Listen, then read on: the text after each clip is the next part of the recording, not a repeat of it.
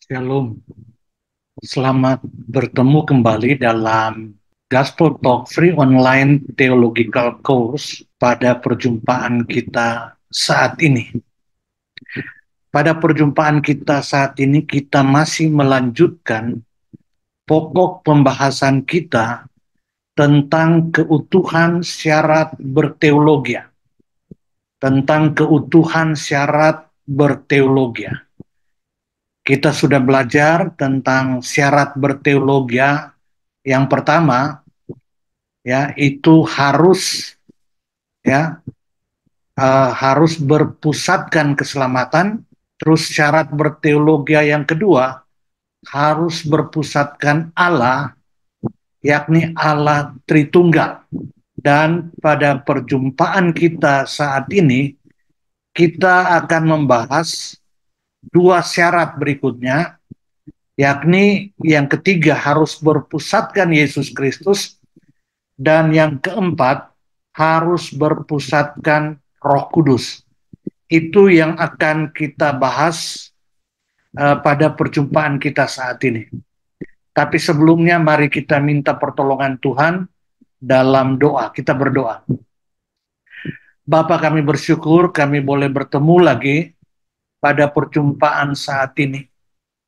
Kami mengaku tanpa pertolongan-Mu, kami tidak mampu menyampaikan apalagi mempelajarinya. Karena itu, kasihanilah kami, tolonglah kami, biarlah perjumpaan kami kali ini lagi hanya jadi dalam nama Allah Bapa, Allah Anak, Allah Roh Kudus. Amin. Ya, jadi saudara-saudara yang kekasih, kita dalam tema besar tentang keutuhan penjabaran teologia, dan kita sudah belajar keutuhan definisi teologia. Jadi saudara, definisi teologia itu ya saya buat dalam satu keutuhan yang bisa masuk ke dalam semua aspek kehidupan berteologia kita. Dan yang berikut kita sudah membahas syarat berteologia. Yang pertama, yakni harus berpusatkan keselamatan. Yang kedua, harus berpusatkan Allah Tritunggal. Dan saat ini, syarat yang ketiga, seperti yang saya sudah sampaikan sebelumnya, yakni harus berpusatkan Yesus Kristus. Harus berpusatkan Yesus Kristus. Ada bagian Alkitab yang akan kita baca, tetapi sebelum saya membawa untuk mengangkat ayat Alkitab tersebut, kita melihat terlebih dahulu penjelasan bahwa teologia yang sejati harus berpusatkan Yesus Kristus sebagai pelaksana dan dasar teologia yang menyelamatkan. Kita sudah membahas sebelumnya tentang syarat berteologia yang kedua, yakni Allah Tritunggal, Allah Bapa, Allah Anak, Allah Roh Kudus.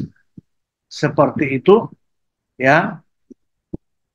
Dan kita sudah menjelaskan bahwa Allah Bapa sebagai originator keselamatan, termasuk originator, ya, sumber, pemilik, perancang, bukan saja keselamatan, tetapi perancang teologia yang menyelamatkan, karena keselamatan yang dirumuskan berpusat pada Yesus, itu berarti menjadi teologia, ya, Allah Bapa, pemilik, perancang, originator, ya, teologia yang menyelamatkan, Yesus Kristus sebagai pelaksana dan dasar dari teologia yang menyelamatkan itu, dan yang ketiga Allah Roh Kudus sebagai aplikator dan dinamisator teologia yang menyelamatkan tersebut.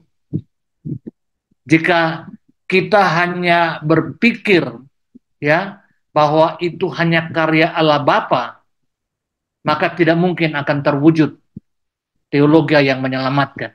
Harus ada pelaksana sekaligus dasar dari teologi tersebut, yakni Yesus Kristus, dan selanjutnya Yesus sebagai pelaksana dan dasar teologi yang menyelamatkan itu diaplikasikan oleh Roh Kudus, didinamisasikan oleh Roh Kudus sehingga menjadi teologi yang utuh dalam keutuhan ortodoksi, ya, ajaran yang benar atau teologi yang benar berdasarkan Alkitab, ortopati, kecintaan yang benar terhadap teologi atau terhadap ortodoksi, dan yang ketiga, ortopraksi, yakni praksis ya atau praktek hidup berdasarkan teologi yang benar atau ortodoksi yang benar dan ortopati yang benar. Seperti itu sehingga muncullah ortopraksi. Jadi kita tidak sekedar memakai istilah praktis. Kalau praktis ya bisa jadi lepas dari teori. Tetapi kalau praksis harus terikat dengan teori. Dalam hal ini harus terikat dengan ortodoksi, teologi yang benar, ortopakti, kecintaan terhadap teologi yang benar, menghasilkan ortopraksi, praksis, ya, tingkah laku, kerja hidup sesuai dengan ortodoksi dan ortopati. Nah, itu semua ya syarat berteologi yang ketiga harus berpusatkan Yesus Kristus. Dikatakan Yesus Kristus adalah pelaksana dan dasar dari teologi yang benar dan yang menyelamatkan itu. Ya, dikatakan tidak ada teologi yang menyelamatkan di luar Yesus Kristus. Dosa membuat manusia berada di bawah hukum dan hukuman dosa, sehingga mati keadaannya, termasuk mati rohani, yang mengakibatkan manusia tidak memiliki potensi rohani untuk sadar dosa dan bertobat serta beriman kepada Yesus, yang berdampak akibat dosa itu pada ketidakmampuan dalam berteologi yang benar dan menyelamatkan itu. Jadi ya harus berpusatkan Yesus. Mengapa dijelaskan di sini alasannya? Karena hanya Yesus yang dapat dan sudah menyelesaikan masalah dosa, hukum dosa dan hukuman dosa melalui inkarnasinya. Melalui dia datang menjadi manusia dalam menyelesaikan dosa dan hukuman dosa melalui kematian dan kebangkitannya serta kenaikannya kembali ke sorga. Kita akan membahas apa namanya kristologi ini pada pembahasan kita dalam teologi sistematika. Tetapi di sini dalam pengantar teologi Kristen kita melihat secara sepintas seperti tentang apa namanya syarat berteologi harus berpusatkan Yesus Kristus. Mengapa? Karena hanya Yesus yang dapat menyelesaikan masalah dosa, masalah hukum dosa, dan hukuman dosa. Dosa menjadikan kita terpisah dari Allah, sehingga kita mati rohani. Mati rohani, sehingga kita tidak punya kekuatan rohani. Yang ada adalah kekuatan dosa. Sehingga kita terikat dengan hukum gravitasi dosa. Mau tidak mau, kita bukan saja berstatus dosa, tetapi berbuat dosa, hidup dalam dosa, dan tidak dapat keluar dari dosa. Dan yang berikut, akibat dosa, kita berada di bawah bukan saja hukum dosa, tapi hukuman dosa, upah dosa adalah maut. Sehingga dalam keadaan seperti ini, ya, berdosa, berada di bawah hukum dosa dan hukuman dosa, kita tidak mampu berteologia yang menyelamatkan. Bagaimana kita mati? Mati rohani, nanti akan mati tubuh, mati kekal. Mati rohani menjadikan kita tidak mampu mengenal Allah. Tetapi kita bersyukur Allah yang maha adil, yang menghukum dosa. Allah adalah juga Allah yang maha kasih. Karena kasihnya, Yohanes 3 ayat 16 dikatakan, dia mengaruniakan anak tunggalnya Yesus Kristus. Untuk apa? Untuk menyelesaikan masalah dosa, masalah hukum dosa, dan hukuman dosa. Hukum dosa sebenarnya sudah termasuk dalam pengertian hukuman dosa, karena di dalam hukuman dosa itu maut, itu berbicara tentang kematian, kematian rohani, kematian tubuh, kematian kekal. Ya, jadi kita berada dalam status berdosa dan berada di bawah hukuman dosa. Tapi Yesus datang menyelesaikan masalah dosa dan hukuman dosa tersebut melalui dirinya yang tanpa dosa dan melalui penyelesaian upah dosa yang adalah maut. Sehingga dia harus menjadi manusia, ya, mengalami upah dosa, mati rohani, mati tubuh, mati kekal, melalui kematiannya di kayu salib, penguburannya, dan keberadaannya turun ke dalam kengerian maut untuk membayar upah dosa ganti kita. Sehingga melalui Yesus, masalah dosa dan hukuman dosa terselesaikan, kita dapat, hubungan kita dengan Allah kembali dapat dipulihkan. Akibat dapat dipulihkan hubungan dengan Allah, kita yang dulu mati rohani, sekarang dihidupkan secara rohani, sehingga kita punya modal di dalam Yesus, melalui Yesus, kita dihidupkan secara rohani, sehingga kita punya modal untuk mengenal Allah, termasuk di dalamnya berteologian. Seperti itu. Jadi, kita sudah melihat tadi, ya, dosa membuat manusia berada di bawah hukuman dosa, sehingga mati keadaannya, termasuk mati rohani, yang mengakibatkan manusia tidak memiliki potensi rohani untuk sadar dosa dan bertobat serta beriman pada Yesus, yang berdampak pada ketidakmampuan dalam berteologi yang benar dan menyelamatkan itu. Mengapa? Melalui Yesus.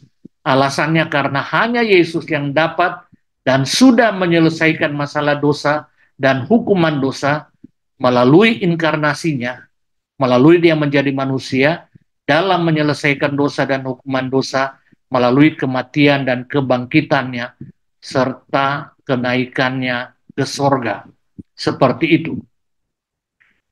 Selanjutnya, itu sebabnya Yohanes 5 ayat 20 menegaskan, akan tetapi kita tahu bahwa anak Allah telah datang dan telah mengaruniakan pengertian kepada kita, supaya kita mengenal yang benar, dan kita ada di dalam yang benar, di dalam anaknya Yesus Kristus.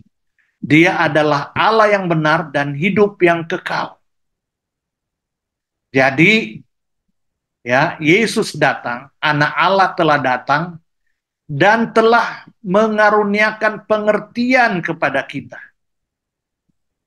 Pencerahan, iluminasi kepada kita, supaya kita mengenal yang benar, punya teologi, pengenalan yang benar, dan kita bukan saja punya pengenalan yang benar, tapi kita ada di dalam yang benar, di dalam anaknya Yesus Kristus. Dia adalah Allah yang benar dan hidup yang kekal. Tuhan Yesus adalah pusat teologi karena karya Allah dalam kekekalan dan yang dimanifestasikan dalam konteks waktu ciptaan, waktu kronologis. ya, waktu ciptaan, waktu dunia ini. Semuanya didasarkan pada diri dan karya penebusan Yesus Kristus.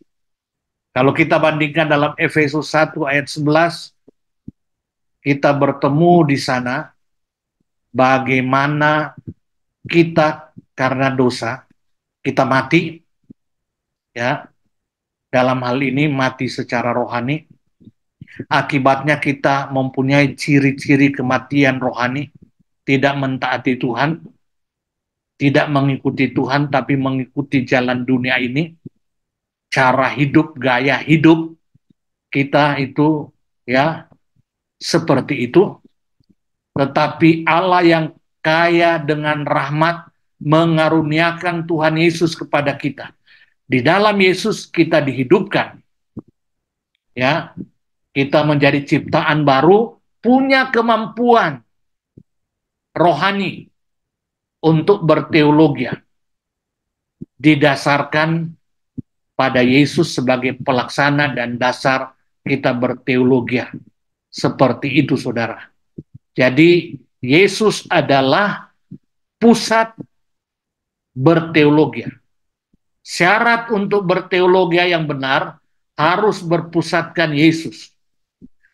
Bukan saja dia yang menjadi pelaksana dan dasar kita berteologi, yang mendewasakan, tetapi dia juga menjadi pelaksana dan dasar teologi yang menyelamatkan, sehingga melalui dia masalah dosa, masalah hukuman dosa terselesaikan, kita punya hubungan yang dipulihkan dengan Allah, dan kita menjadi ciptaan baru, mulai mampu berteologi.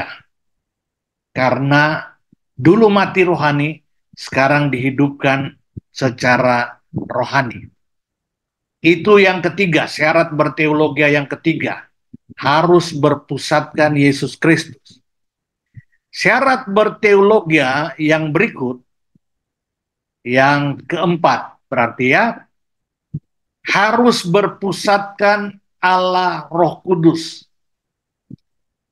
Kita sudah belajar dalam syarat berteologi yang kedua, harus berpusatkan Allah Tritunggal, Allah Bapa sebagai originator, perancang, pemilik, ya, keselamatan, termasuk pemilik teologi, Allah Anak sebagai eksekutor, pelaksana, dan dasar keselamatan dan teologi.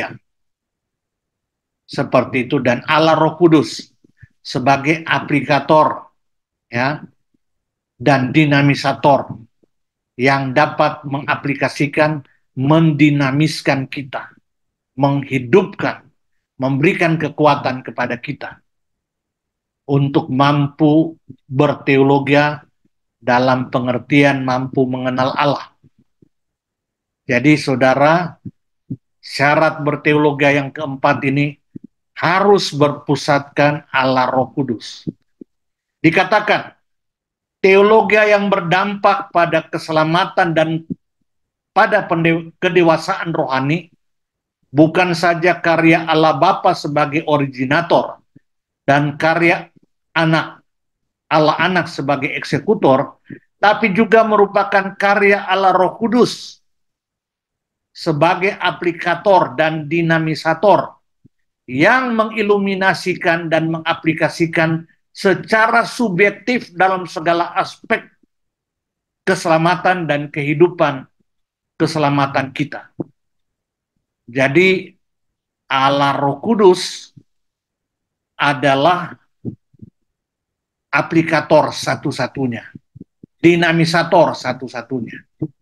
Ya, apa yang sudah dirancang, dimiliki, dirancang oleh Allah Bapa sebagai originator teologi, dilaksanakan oleh Allah Anak sebagai eksekutor, ya, pelaksana dan dasar daripada teologi tersebut, dan itu sudah dikerjakan oleh Tuhan Yesus 2000 tahun yang lalu, tetapi itu semua terjadi di luar kita dalam bahasa teologianya atau bahasa ilmiahnya terjadi secara objektif, bukan di dalam kita, bukan melalui kita, tetapi di luar kita. Allah anak sudah menjadi manusia dan sudah menyelesaikan masalah dosa dan upah dosa 2000 tahun yang lalu. Tapi bagaimana itu menjadi pengalaman kita saat ini? Hanya bisa diaplikasikan oleh Roh Kudus dan didinamisasikan oleh Roh Kudus. Sehingga karya Allah yang objektif di luar kita, karya Bapa, karya Anak, itu dapat menjadi pengalaman kita secara subjektif melalui karya Roh Kudus yang mengaplikasikan dan mendinamiskan.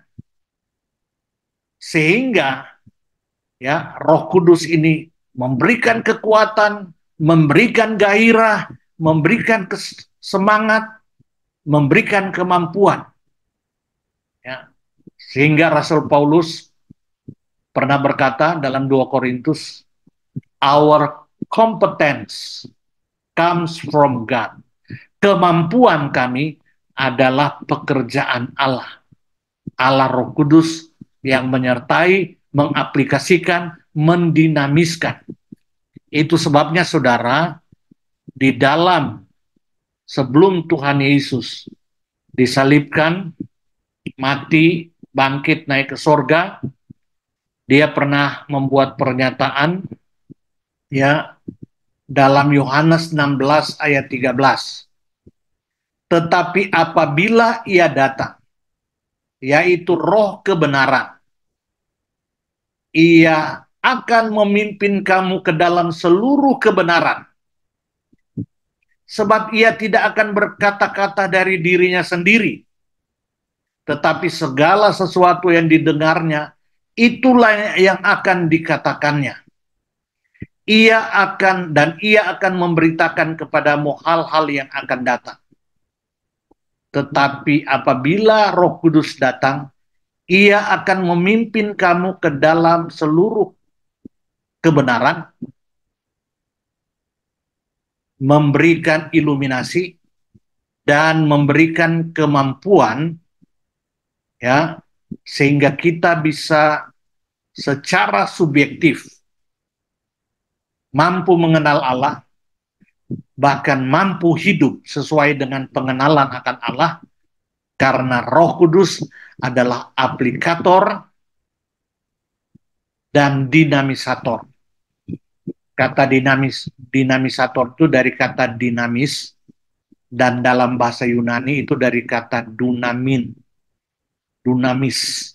Ya, kamu akan menerima Roh Kudus, kamu akan menerima kuasa dunamin kalau Roh Allah turun atas kamu.